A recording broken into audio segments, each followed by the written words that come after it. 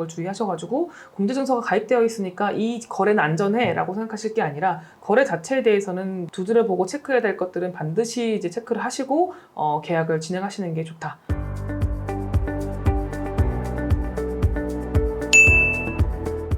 한 번이라도 원룸 이사를 하더라도 네. 누구나 이제 그 증서를 다 봤을 것 같은데 네. 뭐 1억 원 뭐 이하의 뭐 이거를 보장해준다. 네네네. 라는 이게 정확히 그러면 뭔가요 이게?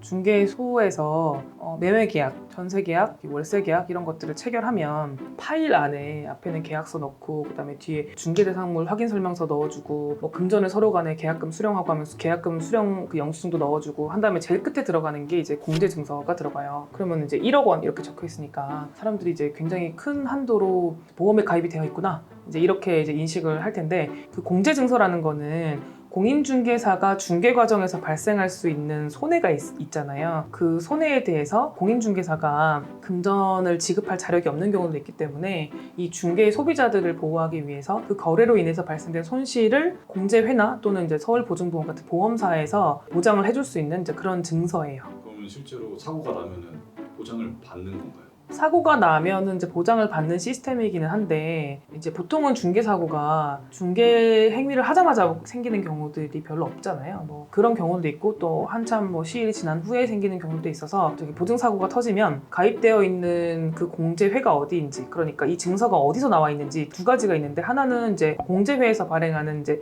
공제 증서가 있고 서울보증보험에서 발행하는 증서가 있어요. 그래서 여기에 해당되는지 이 사고로 인해서 내가 공제금을 수령할 수 있는지를 이제 문의를 해보신 다음에 거기서 거절되면 소송을 해야죠. 거절이 그럼 되는 경우들이 있죠. 우리 보험도 그렇잖아요.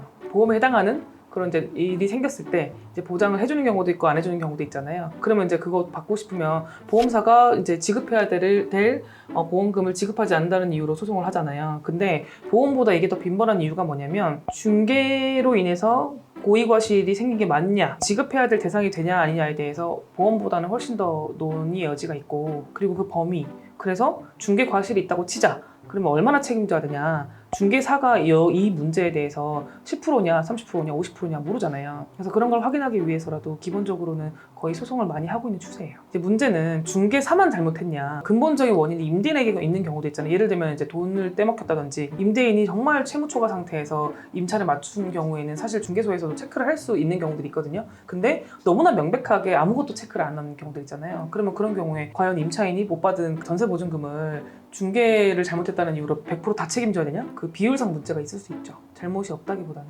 지금 그런 어떤 사고가 발생을 했고 네. 보험에 있어서 거절을 됐다. 네. 그러면 어떡하죠? 거절이 되면은 소송을 하면 돼요. 그러니까 보통은 내가 원고로서 이 손해에 대해서 소송을 할 때 누구를 피고로 잡을 것인지가 되게 중요하거든요. 중개사만을 상대로 소송을 할 수 있을 때는 중개사를 상대로 소송을 하면 되는데 추가적으로 중개사협회나 아니면 서울보증보험이 있는 경우에는 이제 그렇게 추가해서 피고가 넓은 게 내가 구체적으로 이제 집행을 할 수 있는 실익이 올라가는 거니까 소비자 입장에서는 유리하죠. 근데 이제 그걸 모르는 경우에는 중개사만을 상대로 소송을 할 거 아니에요. 그래서 그런 경우도 있어요. 그거를 잘 모르시면 중개사 협회에다가 이제 1억 원을 한도로 청구를 할 수 있다. 이걸 아예 모르는 분들도 있고. 그래서 이거를 이제 다시 차근차근 좀 설명을 드리면 보통은 이제 사람들이 많이 착각하고 있는 부분이 1억 원이라고 하니까 내가 예를 들면 이제 9천만 원짜리 전세를 들어간다고 해볼게요. 9천만 원짜리 전세를 들어가니까 1억 원 한도의 공제증서가 나한테 발급되어 있으면 내가 이 9천만 원은 다 보장이 되는구나 라고 이제 이해를 하시고 실제로 그렇게 설명하시는 중개사들도 많아요. 근데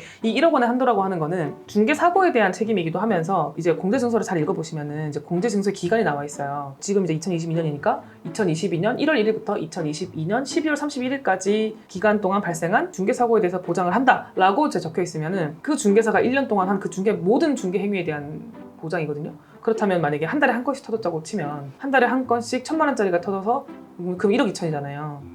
그러면은 이제 한도가 1억이니까 그 피해자들과 나눠 가져야 되는 거지. 그래서 사실은 그 1억 원이 클 수도 있고 작을 수도 있어요. 그러니까 하나도 안 터졌을 경우에는 1억 원은 온전히 내가 보장받을 수 있겠지만 문제를 일으키면 보통 여러 개를 일으키니까 여러 번의 문제가 생긴 이제 중개의 경우에는 충분치 않은 경우가 많죠. 그래서 그 1억 원 자체는 굉장히 안심할 수 있는 금액은 아니에요. 그래서 이걸 올려야 된다는 의견도 많고 이게 1억 원이라는 거는 이제 개업공인중개사 그 개인을 기준으로 하는 거고 이제 법인도 있잖아요. 법인의 경우에 이제 2억 원이 한도긴 하거든요. 그렇다고 또 그 법인을 찾아가야 되나 뭐 이런 건 아니고 법인의 경우에는 워낙 더 사건 수가 많으니까 금액이 늘어나는 거죠. 더 적어질 수도 있겠네. 더 적어질 수도 있죠.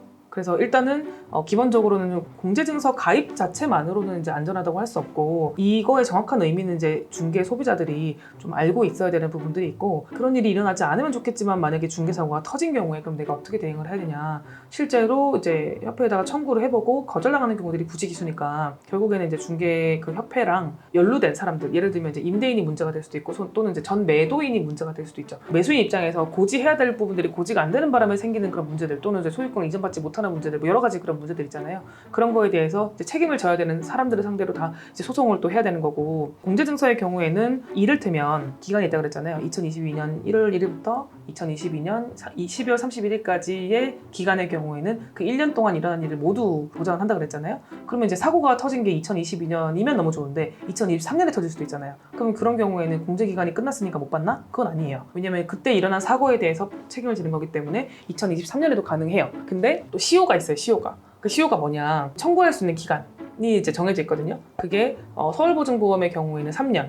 공인중개사가 서울보증보험에 이 공제를 가입한 경우에는 3년의 보장을 받고 공인중개사협회의 경우에는 2년 동안 청구를 하지 않으면 이제 소멸되거든요. 그러니까 공제에 대해서 청구를 할 수 없어요. 되게 짧잖아요. 근데 이제 그거를 판례에서는 어떻게 보고 있냐면 그 손해가 현실화된 날, 그러니까 중개를 한 날은 2022년 이제 5월 14일인데 실제로 그 사고가 터진 거는 2023년 5월 14일이다. 그러면 이제 그때부터 이제 기산이 되니까 소멸시효는 좀 넉넉하다고 볼 수 있어요. 공제증서에 대해서 사람들이 알고 있는 것보다 생각보다 저기 보장되는 범위가 낮을 수 있으니까 그런 걸 주의하셔가지고 공제증서가 가입되어 있으니까 이 거래는 안전해라고 생각하실 게 아니라 거래 자체에 대해서는 두드려보고 체크해야 될 것들은 반드시 이제 체크를 하시고 계약을 진행하시는 게 좋다.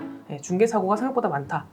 그런 것들을 좀 알려드리려고 하는 거고 앞으로도 이제 중개 사고에 대해서 어떤 부분을 주의해야 되는지 계약서를 쓸 때 어떤 걸 주의해야 되는지에 대해서 차차 제가 설명을 드릴 거예요.